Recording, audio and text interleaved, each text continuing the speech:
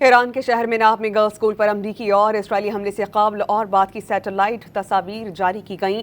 हमले के बाद स्कूल की इमारत को मलबे के ढेर में तब्दील देखा जा सकता है। अमरीका और इसराइल जारहियत के पहले रोज़ गर्ल्स स्कूल पर हमले में 168 तालिबात समेत 170 से ज़ायद अफराद शहीद हुए थे।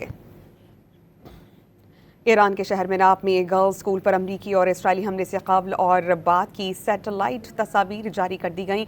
हमले के बाद स्कूल की इमारत को मलबे के ढेर में तब्दील देखा जा सकता है। अमरीका और इसराइली जारहियत के पहले रोज़ गर्ल्स स्कूल पर हमले में 168 तालिबात समेत 170 से ज़ायद अफराद शहीद हुए थे। ईरान के शहर मेनाब में गर्ल्स स्कूल पर अमरीकी और इसराइली हमले से क़ब्ल और बाद की सैटेलाइट तस्वीर जारी की गईं।